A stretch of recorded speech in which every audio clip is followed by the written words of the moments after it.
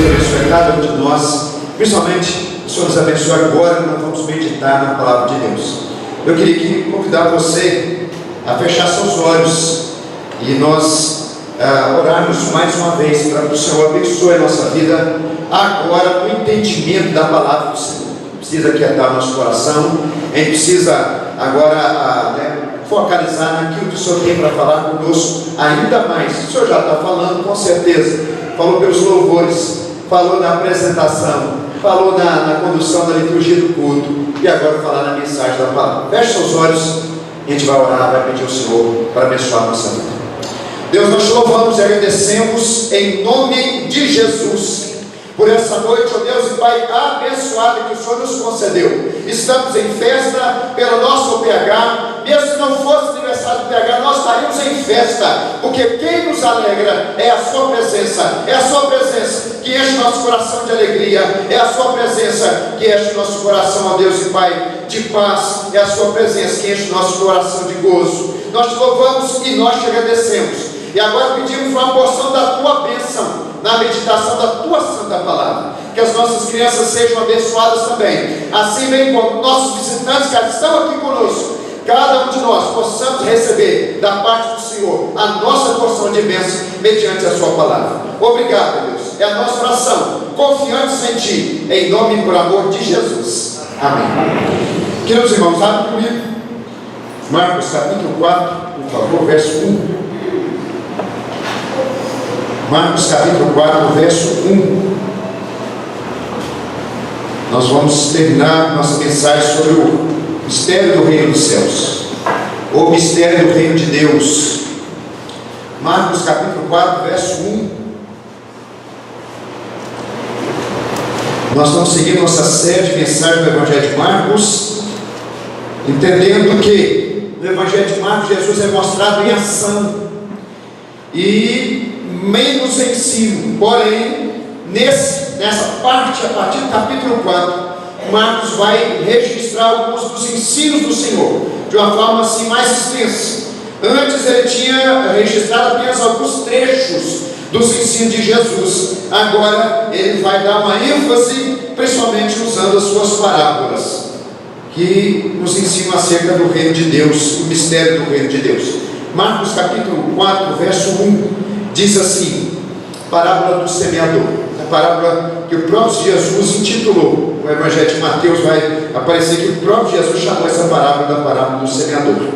Voltou Jesus a ensinar à beira-mar, e reuniu-se numerosa multidão a ele, de modo que entrou num barco, onde se assentou, afastando-se da praia. Lembrando que mar e praia não se refere ao mar, uma praia de oceano, mas sim da margem do mar da Galileia, que tinha 21 quilômetros de extensão, em 13 quilômetros de largura. Mar da Galileia é para evitar, por exemplo, o erro de pregadores da teologia da prosperidade, que vai um pouco mais atrás, diz que Jesus estava numa casa à beira-mar, e os pregadores da prosperidade dizem: se Jesus tinha uma casa à beira-mar, você também tem que ter uma casa à beira-mar. Só que esse marco, erro, ou ignorância, ou mau caráter, as pessoas ignoram que é uma grande lagoa. A teologia da prosperidade está se mudando para muitas pessoas. Verso 2: assim lhes ensinavam muitas coisas por parábolas. No decorrer do seu doutrinamento, ouvi: eis que saiu o semeador a semear, e ao semear uma parte caiu à beira do caminho, e vieram as aves e comeram. Outro caiu no solo rochoso, onde a terra era pouca, e logo nasceu, visto não ser profunda a terra. Saindo, porém, o sol a queimou, e porque não tinha raiz, secou-se. Outra parte caiu entre os espinhos, e os espinhos cresceram e a sufocaram, e não deu fruto. Outra, enfim, caiu em boa terra e deu fruto, que vingou e cresceu, produzindo a 30, a 60 e a 100 por um. Vamos ler juntos o verso 9, todos. E acrescentou: quem tem ouvidos para ouvir, ouça. Quando Jesus ficou só, os que estavam junto dele com os 12 interrogaram a respeito das parábolas. Ele respondeu: a vós outros vos é dado conhecer o mistério do reino de Deus, mas aos de fora tudo se ensina por meio de parábolas, para que vendo vejam e não percebam, e ouvindo ouçam e não entendam, para que não venham a converter-se e haja perdão para eles. Então lhes perguntou: não entendeis esta parábola? E como compreendereis todas as parábolas?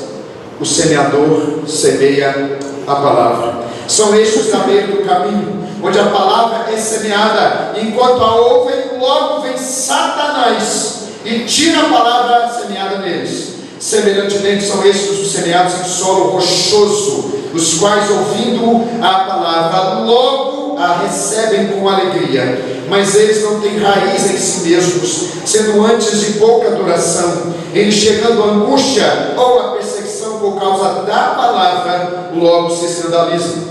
Os outros, os semeados entre os espinhos, são os que ouvem a palavra, mas os cuidados do mundo, a fascinação da riqueza e as demais ambições concorrendo, sufocam a palavra, ficando ela infrutífera. Os que foram semeados em boa terra são aqueles que ouvem a palavra e a recebem, frutificando a 30, a 60 e a 100 por um. Vamos ler juntos o verso 20, todos. Os que foram semeados em boa terra são aqueles que ouvem a palavra e a recebem, frutificando a 30, a 60 e a 100 por um. Note comigo, meus irmãos, que Jesus dá uma estrutura muito simples a essa parábola. Do versículo 1 a 9, nós temos a apresentação da parábola. Jesus então prega essa parábola. Do versículo 10 ao versículo 13, na verdade até o versículo 12, nós temos aqui o objetivo da parábola. E do versículo 13 ao versículo 20, nós temos a aplicação da parábola. É a parte mais importante, é onde Jesus gasta mais, exemplifica mais e aplica essa parábola, que é considerada por alguns a parábola mais conhecida do Senhor Jesus Cristo, a parábola do semeador. Só relembrando com vocês, gastamos 3 minutinhos apenas em relembrar que nós falamos semana passada. Falamos semana passada que Jesus usava as parábolas como forma de facilitar a sua comunicação. A palavra parábola quer dizer lançar uma coisa ao lado de outra, para se comparar. Ou seja, Jesus, por ter criado os dois mundos, por meio dele, ele veio a existir o mundo espiritual e o mundo físico. Ele consegue colocar duas coisas ao mesmo tempo, lado a lado.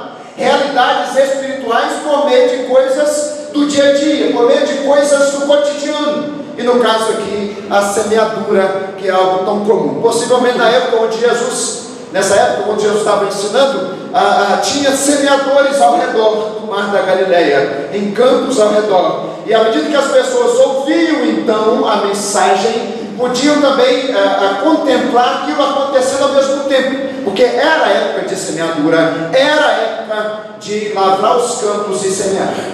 Nós vimos também que o objetivo de Jesus é tratar sobre o estado do nosso coração. É por isso que ele destaca esses diferentes tipos de solo. O solo à beira do caminho, quando o semeador saía a semear e lançava a semente, e tinha o trilho onde ele passava. Os campos ficavam arados do lado direito ou do lado esquerdo, ou os campos eram arados em escamas no morro acima. E ele então passava nesse trilho, esse trilho já batido, esse trilho duro, lançando as sementes para cima, e as sementes caíam em lugares diferentes, no solo rochoso, ou um solo que tinha uma superfície rasa, e logo depois de uma camada de terra tinha pedras, ou um solo onde tinha espinhos. Possivelmente esses espinhos estavam debaixo da superfície, as raízes dos espinhos, porque à medida que a planta foi crescendo, os espinhos cresceram junto e sufocaram e mataram a semente que foi ali semeada.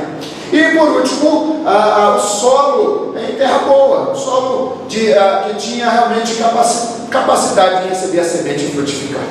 Nós vimos semana passada também que o propósito da parábola, por um lado, o pastor Hernandes gosta de definir, e eu gosto muito dessa palavra que o pastor Hernandes dá. Por um lado eram janelas abertas para o entendimento dos discípulos. Por outro lado eram portas fechadas para aquelas pessoas endurecidas, para aquelas pessoas que não tinham compromisso com Deus, para aquelas pessoas que queriam realmente viver a vida conforme eles mesmos e rejeitavam o testemunho de Jesus. Agora vamos partir para a última parte da parábola, que é a aplicação dela.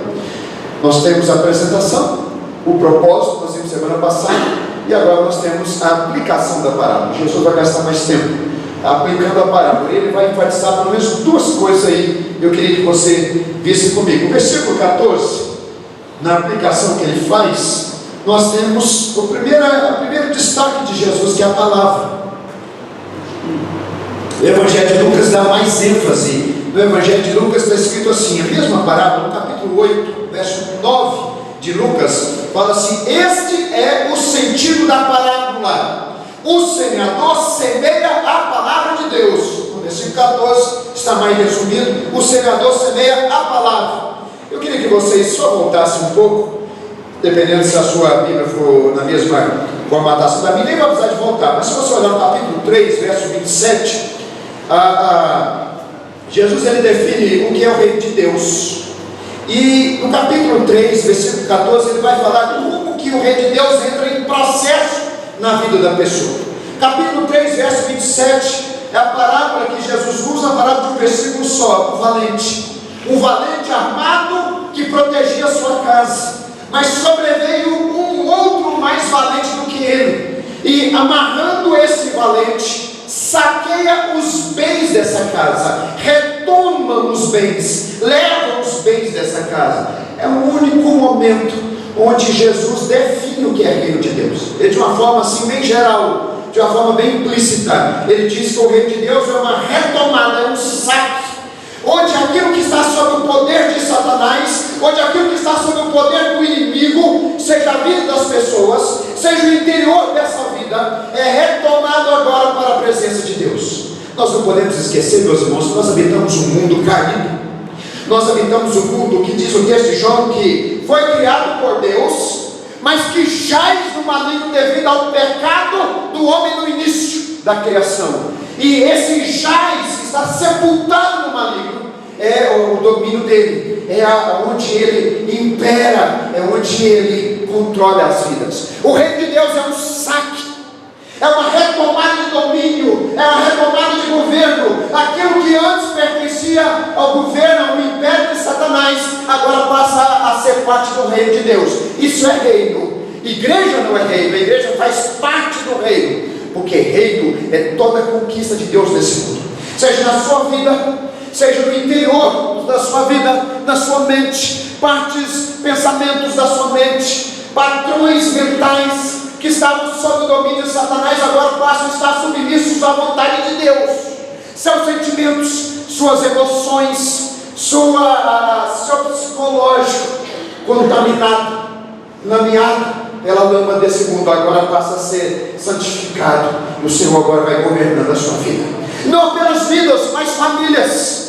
Não apenas famílias, mas instituições, sociedades, cidades inteiras, sistemas, culturas, tudo aquilo que estava sob o poder de Satanás. O reino de Deus passa agora a conquistar e a retomar para a presença de Deus aquilo que devia ser para a glória do Senhor, que não era, passa a glorificar o Senhor agora. Vou usar o exemplo do nosso técnico de som. Só me lembra o nome dele, como é que é?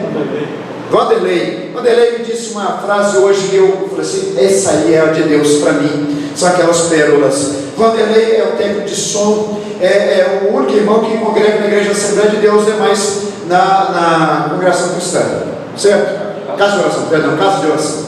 O Vanderlei me disse que antes de se converter, os irmãos eles já estavam trabalhando na obra. Ele se converteu na Igreja Assembleia de Deus e ele trabalhava com som no mundo, fazendo festas, armando festas para o mundo, divertir as pessoas sem Deus. Agora ele usa os talentos, agora ele usa a sua experiência, agora ele usa aquele conhecimento que foi adquirido para a glória de Deus, servindo os nossos irmãos no quarteto, para o louvor de Deus. Isso é reino. Apenas, nós precisamos entender que não apenas a conversão dele, mas agora a santificação de toda a vida dele para a glória de Deus. Os seus dons, os seus talentos, a sua experiência, o seu conhecimento, agora é santificado, redimido e usado para a glória de Deus. Isso é reino. Você vê que não foi apenas a salvação da alma, mas a redenção do ser. O ser passa a ser redimido, para que Deus agora seja glorificado através de tudo da nossa vida. Salvação não é para ser usada apenas na igreja. Aqui é o lugar onde nós nos abastecemos para retomar nossa caminhada, mas é lá fora que nós manifestamos o reino de Deus. É lá fora que nós somos luz, é lá fora que nós somos sal, é lá fora que nós testemunhamos que nós pertencíamos a Satanás na nossa vida de pecado e na nossa distância do Senhor, mas agora somos do Senhor. E no caso da nossa vida agora santificada, nós mostramos que pertencemos a outro, pertencemos a Deus. Nossa vida foi comprada pelo sangue de Jesus. Nós somos redimidos pelo sangue de Jesus. Pertencemos ao reino de Deus. E é lá fora que nós demonstramos então a nossa vida por inteiro, na presença do Senhor e o testemunho de outras pessoas. Como que isso acontece? Jesus explica no capítulo 3, verso 4. Ele diz que isso tudo acontece pela palavra. Trocando em outras palavras, você terá sua vida e o reino de Deus se expandirá em você, aprofundará na sua vida, na sua mente, não apenas uma camada fina de religião, mas agora uma consciência do Evangelho em você. É o que Paulo chama de a mente de Cristo em você. Quando você entende a palavra, e a palavra agora passa a te santificar e te lavar. Jesus, nos últimos momentos antes dele ir para o jardim do Getsemane, passar em agonia antes da sua morte na cruz, ele diz para os discípulos que eles tinham sido lavados pela palavra. É a palavra que santifica a nossa vida, é a palavra de Deus, o entendimento dela e o aprofundamento dessas convicções dentro de nós é que vai fazendo que o reino de Deus se estenda na nossa vida, e que aquilo que antes pertencia ao inimigo, áreas dominadas por Satanás, agora vão sendo reconquistadas por Deus na nossa vida por meio da palavra. Vamos usar um exemplo do Antigo Testamento. Vocês lembram que o Senhor tinha prometido ao povo de Israel a habitar na terra de Canaã? Era uma promessa empenhada desde o chamado de Abraão. Gerações passaram, mais ou menos uns 400 a 500 anos se passaram, e Josué chega à borda ali da terra de Canaã, e ele manda que o povo de Deus então tome posse daquilo que já tinha sido dado pelo Senhor, e eles vão lutar empenhados numa promessa, a promessa que o Senhor pelejaria pelo seu povo, a promessa que o Senhor cumpriria a sua promessa. E quando terminou o livro de Josué, diz o texto no capítulo 21, que nenhuma das promessas do Senhor caiu por terra.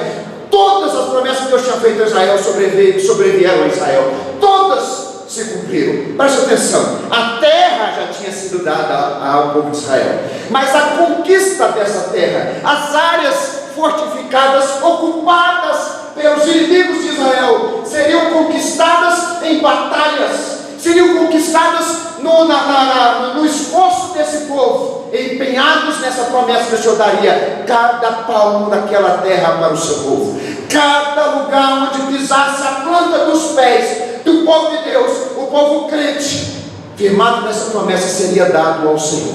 Então fazemos a comparação com a nossa vida. A salvação já nos foi dada em Cristo Jesus. Quando recebemos a Jesus, nós temos uma palavra que foi empenhada, e essa palavra é que ninguém pode arrebatar sequer uma ovelha das mãos do Senhor.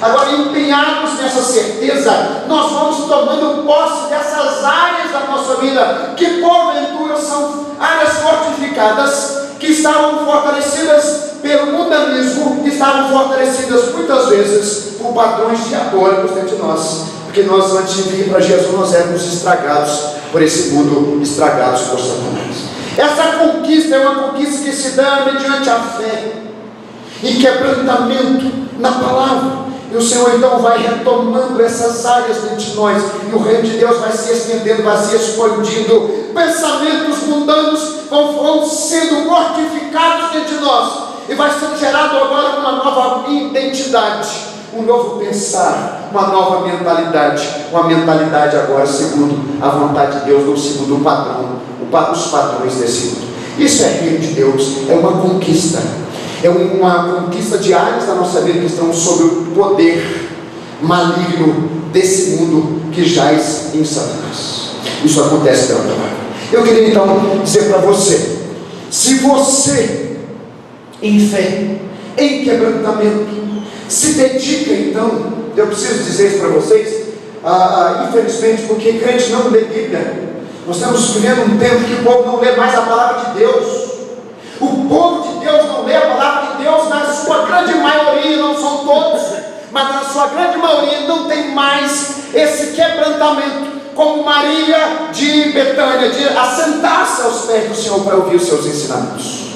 Se você não lê a palavra, se você não se dedica a estudar a palavra, se você não traz essas verdades e essas convicções para dentro da sua mente, para que ela entranhe em você e passe a fazer parte da sua vida, não apenas como um decoreba, não apenas como um aprendizado mental, mas com convicções que vão aprofundando dentro de você, não haverá a reconquista do Reino de Deus na sua vida. Você pode ser membro dessa igreja, você pode ser um assíduo frequentador, mas o reino de Deus acontece por meio da palavra.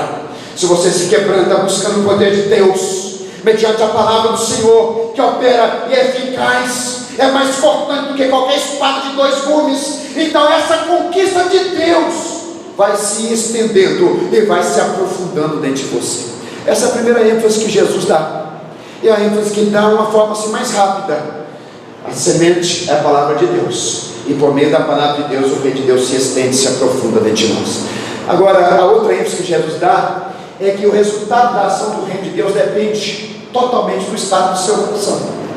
Olha comigo o versículo 15.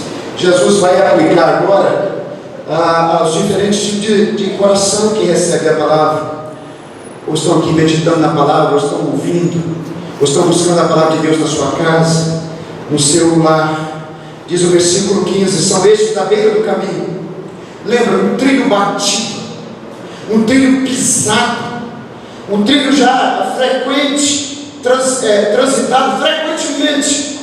Parte dessa semente ao ser tirada daquele mornal caía então nesse trilho, e vinham as aves e comeram. Jesus disse então que tinha pessoas naquela época, gente que ouvia a mensagem do Evangelho, a proclamação do Evangelho e do reino de Deus, porém, diz aí no versículo, vem logo Satanás e tira, arrebata essa palavra do coração das pessoas. Eu gosto muito do Evangelho de Mateus, que diz o texto do Evangelho de Mateus, capítulo 13, que essas pessoas que recebem essas sementes como num solo pisado, num solo endurecido, um solo já transitado tantas e tantas vezes, essas pessoas não entendem a palavra de Deus. E o mais interessante é que o texto original usa muitas palavras para entendimento. E lá em Mateus, no capítulo 13, quando fala de entendimento, fala de um entendimento natural. Fala daquilo que a gente pode aprender pelos nossos sentidos: visão, audição, tato. Esses sentidos que nos ajudam a introjetar conhecimento, a introjetar informação. Jesus diz então que essas pessoas que apenas ouvem a palavra e estão tentando na sua mente carnal, no seu coração carnal, entender essas verdades que são espirituais, esses corações se tornam endurecidos para a palavra, e a palavra não penetra esses corações, e essas pessoas são as vítimas fáceis de Satanás. O diabo usa a estratégia do pássaro, que é exatamente arrebatar, comer, tirar do seu coração a palavra que foi semeada. Exatamente por quê? Porque o seu coração naturalmente não é capaz de entender as coisas que são espirituais. Você que está aqui nos visitando, que ainda não entregou a sua vida para Jesus, possivelmente, se Deus não tiver misericórdia de você, você vai ser uma dessas pessoas que vai ouvir essa mensagem, que vai ouvir essa palavra vai cair no seu coração, mas como aquelas pessoas da época de Jesus, vai ser roubada, vai ser ceifada essa palavra de dentro de você, porque calmamente você não vai entender o que eu estou dizendo. Você pode até entender o significado do que eu estou falando, mas você não vai entender a mensagem que está sendo transmitida ao seu coração, porque essa mensagem se discerne espiritualmente. Você tem que se quebrantar, meu irmão. Você tem que se quebrantar. Sabe por quê? Porque você não é nada.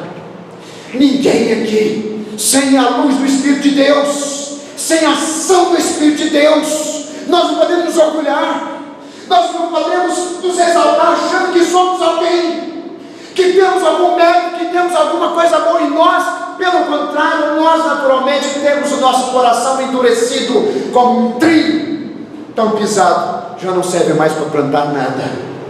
O seu coração precisa ser quebrantado, o seu coração precisa ser humilhado. Você precisa se colocar diante de Deus e dizer: Senhor, sem o teu Espírito Santo iluminando, sem o teu Espírito Santo abrindo o meu entendimento, sem o teu Espírito Santo me tirando desse estado de carnalidade, esse estado natural, esse estado de dureza, sem o teu Espírito Santo, Satanás vai roubar essas sementes da minha alma e não vai produzir nada.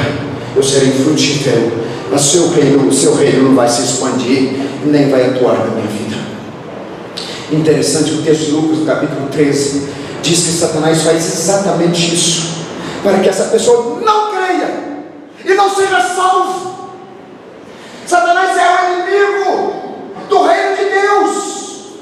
Essas sementes que estão sendo lançadas, muitas delas serão arrebatadas do coração de muitos aqui, exatamente porque Satanás não quer que você encontre salvação para a sua alma, porque ele é um ser que não será mais salvo, é um ser que nunca vai se salvar. Para ele não tem perdão. Então toda obra, toda a força, todo o empenho de Satanás é para que você também chegue na presença de Deus sem salvação, para que você se apresente na presença de Deus sem que creia no Evangelho, sem que creia em Jesus, para que você ouça a sentença que há sobre a sua vida, porque você é um pecador. E sem salvação, o seu destino é namorado do céu, como a dona Gertrude queria participar, queria ir para o céu. E nós paramos para nossas irmãs, tão bonitinhas, por que foram crescer? Sem salvação, o que você vai apresentar diante de Deus? Sem o sangue de Jesus, o que você vai mostrar para Deus quando você estiver na presença dele? Sem o sangue de Jesus te lavando, te limpando os seus pecados, como que você vai se apresentar diante de Deus? Sem vestes apropriadas. Eu não estou dizendo o que você está vestindo, eu estou dizendo aquilo que te cobre espiritualmente, que há uma túnica talar que te cobre espiritualmente. Essa túnica nos é dada quando nós cremos em Jesus, é a túnica que nos cobre pelo seu sangue. Sem vestes que lavam você da sua vergonha, como você vai se apresentar diante de Deus? Ou você acha que pode se apresentar diante de Deus com as suas boas obras, com aquilo que você pode aqui produzir de si mesmo? Você acha que Deus vai aceitar uma vida que tem tantos pecados e que consegue produzir algumas coisas boas, e acha que isso é capaz de comprar o perdão de Deus? Somente o sangue de Jesus, que foi derramado na cruz, é capaz de te lavar, de te cobrir e te dar essa entrada no reino, e de entrada franca, comprada pelo sangue de Jesus. O ingresso para entrar no reino de Deus foi comprado pelo sangue do Cordeiro. Continua comigo, agora no versículo 16. Semelhantemente, são estes os semeados em solo rochoso, os quais, ouvindo a palavra, logo a recebem com alegria, mas eles não têm raiz em si mesmos, sendo antes de pouca duração. Em outras versões falam que eram pessoas que tinham pouca perseverança. Eles, chegando à angústia ou à perseguição por causa da palavra, logo se escandalizam. Meus irmãos, seria tão bom se você grifasse essa expressão: em lhes chegando. Esse tipo de pessoa na época de Jesus era aqueles que ouviram a mensagem do Evangelho, viam os milagres de Jesus, engrossavam as fileiras das multidões que andavam com o Senhor rapidamente e diziam o seguinte: esse Salvador eu quero, esse profeta é bom, esse milagreiro é demais. Esse milagreiro tem resposta para os nossos dramas, para as nossas dificuldades. Mas muitos desses eram confrontados pelos fariseus, por exemplo, pelas autoridades do povo, e dizer o seguinte: você se tornou seguidor daquele falso profeta de Nazaré? E a pessoa já ficava assustada, porque ele sabia que ele perdeu seus privilégios como judeu. Ele ficava assustado e dizia o seguinte: não, eu só estou para ver, eu só estou para ver o que está acontecendo. e se escandalizavam. Essa expressão que está aí, escandalizar, é tropeçar em Jesus. Jesus se torna uma causa de tropeço para a vida de muitas pessoas. E diz o texto que a causa desse tropeço é a chegada das angústias e das perseguições por causa da palavra. Em lhes chegando, isso é inevitável na vida do crente. Lucas usa a expressão que todo aquele que anda com Deus teme a ouvir ela. Em Lucas capítulo 8, Lucas diz o seguinte: na hora da provação. Todos nós passaremos por provas. Todos nós passaremos por testes, para que a nossa fé seja provada, se é fé verdadeira ou se é fé de fogo de palha, se nosso coração é um coração superficial, se a nossa fé é apenas de momento. Esse é o segundo tipo de solo, é o solo superficial, porque devido à pouca camada de terra, essas raízes não conseguiam se aprofundar e tirar do solo os nutrientes, a água que pudesse alimentar essa planta. O sol veio sobre essa planta e queimou essa planta. Marcos diz que esse sol que nos prova, esse sol que vem para provar a nossa superficialidade, se a nossa fé é verdadeira mesmo de fato, ou se é apenas fogo de palha ou fé de momento, são as angústias que nós passamos, são as provas que nós enfrentamos, são as tribulações que chegam até a nossa casa, até a nossa vida, até a nossa família. Abraão, no capítulo 22, foi provado por Deus, e todos aqueles que andam nas pisadas de fé que Abraão teve, também serão provados, porque Deus quer saber o que há dentro de nós, dentro do nosso coração. E essas provas têm exatamente esse propósito, o propósito de ver se a nossa fé é fé verdadeira, ou se é apenas algo de momento, de apresentação de fachada. Queridos, abre comigo, por favor, o texto da primeira carta de Pedro. Coloca alguma coisa para marcar o Evangelho de Marcos. Abre comigo a primeira carta de Pedro, por favor. Capítulo 1. 1 Pedro, capítulo 1, verso 6. 1 de Pedro, capítulo 1, verso 6.